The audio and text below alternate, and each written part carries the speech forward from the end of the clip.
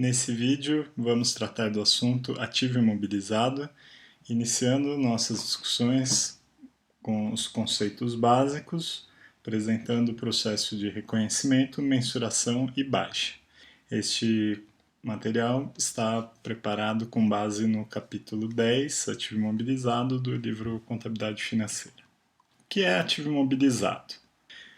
O ativo imobilizado é caracterizado fundamentalmente por ser um grupo de ativos tangíveis necessários para que a atividade seja desenvolvida. Isso significa que estamos falando dos ativos de uso da entidade, aqueles ativos que são essenciais para que a operação seja realizada, para que a empresa possa realizar a sua atividade. E, claro, em princípio, estamos falando de ativos com expectativa de utilização de mais de um exercício social. Afinal de contas, esses ativos estão classificados no longo prazo, no ativo não circulante. Se estivéssemos falando de ativo de uso, porém com uma utilização de curto prazo, esses ativos não seriam considerados ativo imobilizado. A importância desses ativos para a operação é crítica, em especial algumas operações de capital intensivo. Se a gente pensar, por exemplo, em indústrias que são dependentes da estrutura para que possam realizar atividade, a relevância do ativo mobilizado é crítica. Quer dizer, a gente está falando do coração da empresa, do que faz a operação acontecer.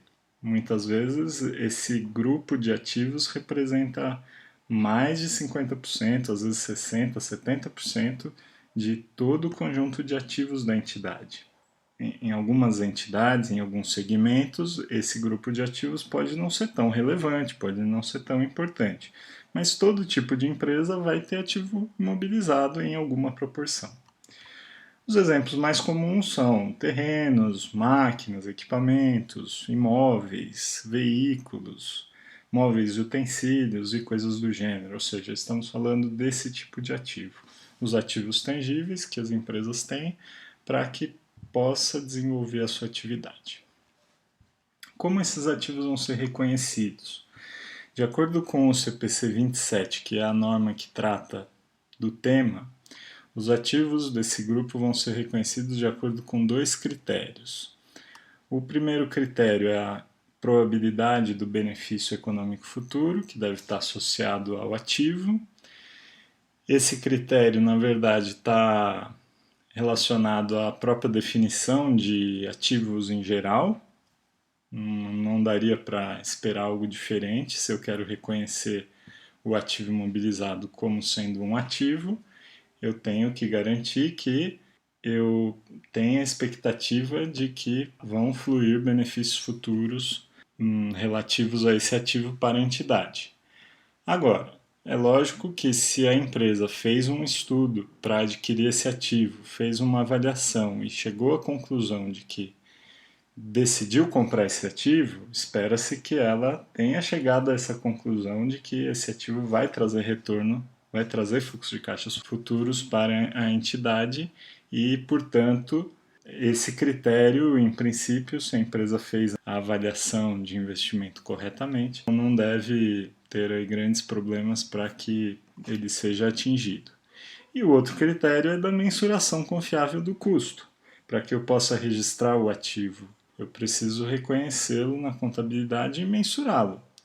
E para mensurá-lo, ele precisa ter custo, ele precisa ter valores. E esses valores precisam ser mensuráveis confiavelmente. Então, também faz parte do critério de reconhecimento.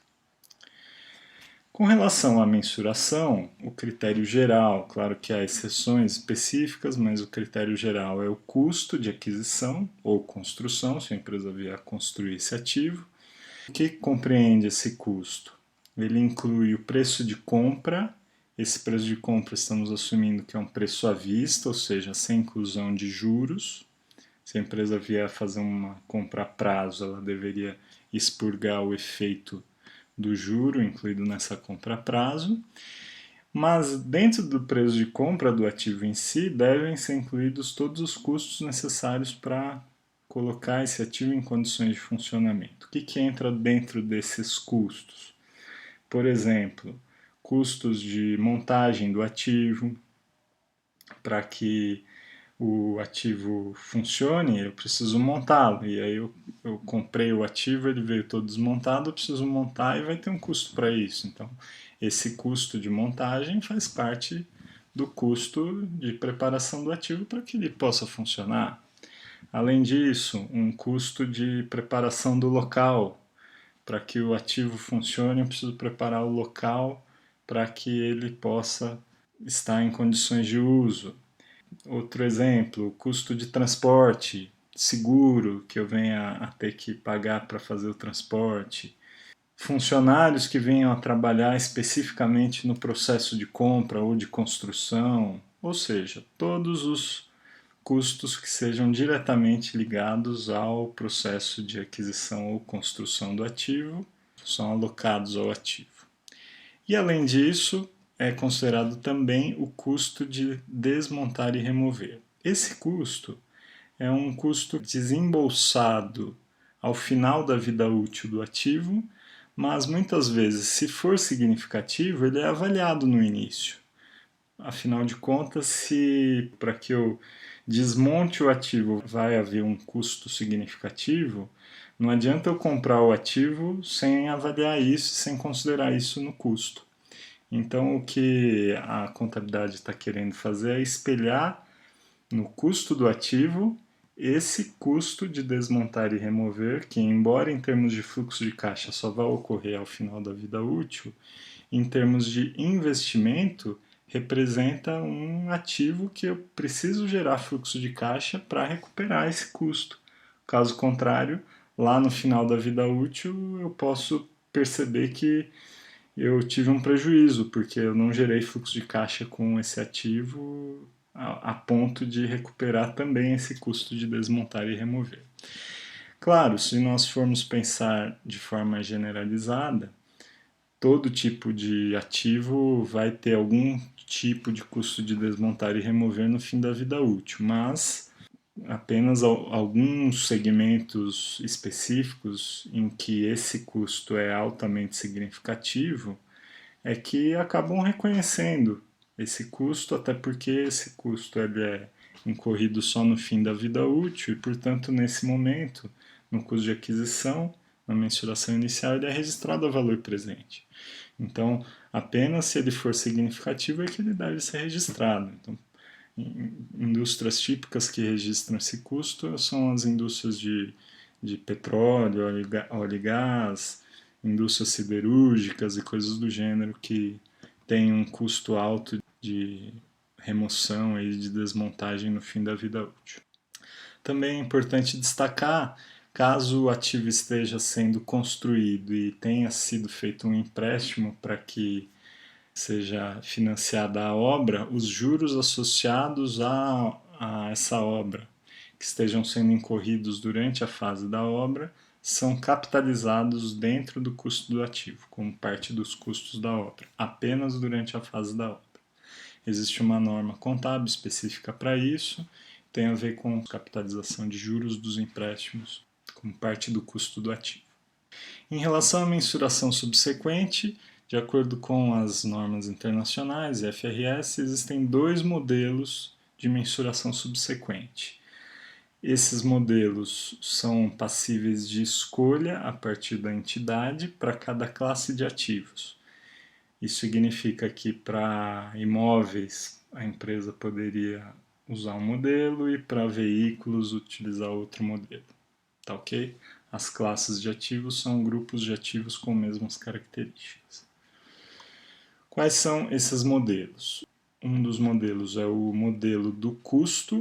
No modelo do custo, o ativo permanece registrado a custo e ele vai sendo reduzido via um processo de depreciação, de consumo desse ativo, por um processo sistemático, que nós vamos discutir em um outro vídeo, e via também eventualmente, não é sistemático, não é periódico, mas pode acontecer um processo de perda por impairment, que pode vir a ocorrer.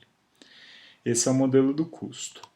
E o segundo modelo é o modelo da reavaliação. No modelo da reavaliação, a empresa permaneceria com o ativo registrado a custo, registrando depreciação e eventuais impairments, porém, periodicamente, a cada período de tempo que a empresa teria que avaliar a periodicidade, dependendo da volatilidade do valor do ativo, ela faria uma avaliação do ativo a valor justo e ajustaria esse ativo a valor justo no balanço com uma contrapartida diretamente em patrimônio líquido, em outros resultados abrangentes. Esse modelo da reavaliação, inclusive, vigorou aqui no Brasil até 2007. Existia na lei das SA, as companhias abertas praticavam, não só companhias abertas, né, SAs de uma forma geral. Porém, a partir de 2008 ele foi proibido pela lei 11.638 por uma série de motivos, uma série de questões específicas. E o que a gente tem hoje, então, no Brasil especificamente, é que o CPC 27, que é a tradução aí da norma internacional, ele preserva os dois modelos no texto, porém faz ressalvas em relação ao modelo da reavaliação, chamando a atenção de que o modelo da reavaliação poderia ser adotado caso seja permitido por lei. E a gente sabe que hoje, pelo menos, a lei não permite esse modelo. Então, se porventura o modelo da reavaliação vier a ser permitido no futuro, o CPC 27 já está pronto e aderente às IFRS. Mas hoje, na prática, as empresas brasileiras só estão com o modelo do custo. E depois que o ativo sofre esse processo de consumo ao longo da sua vida útil, vem a baixa, que seria o processo do fim do reconhecimento ou desreconhecimento. Em inglês existe essa palavra, né, o derecognition. Em português, desreconhecimento é uma palavra um pouco forçada, mas o termo técnico que a gente costuma utilizar é o termo baixa. E o ativo normalmente ele é baixado em duas situações: ou quando ele é vendido, eu posso ter lá uma máquina, um veículo, um imóvel que eu venho a vender. Então, obviamente, o ativo saiu da empresa, ele tem que ser baixado por ocasião dessa venda. Ou então, quando efetivamente esse ativo não está produzindo mais benefícios futuros. Ele não está mais funcionando, ele não está mais agregando benefícios para a empresa. Importante aqui fazer uma comparação entre uma perda por baixa e uma perda por impairment. A perda por impairment é uma perda temporária, ou pode ser temporária, porque o impairment é passível de reversão, embora exista até exceção para isso, mas o impairment, conceitualmente pelo menos, ele é uma perda que é passível de reversão. Já a baixa não, a baixa significa eu estou numa situação em que não há mais benefício futuro para o ativo. O ativo não funciona mais, ele quebrou, ele está obsoleto, então não tem mais sentido manter esse ativo registrado no balanço. E eventuais ganhos ou perdas decorrentes dessa venda ou dessa baixa são incluídos no resultado do período em que o imobilizado é baixado. Então, esse é um resumo bem sucinto do processo contábil e completo do imobilizado. O conceito geral, o que é o processo de reconhecimento, algumas características de mensuração e o processo aí de baixa do ativo imobilizado.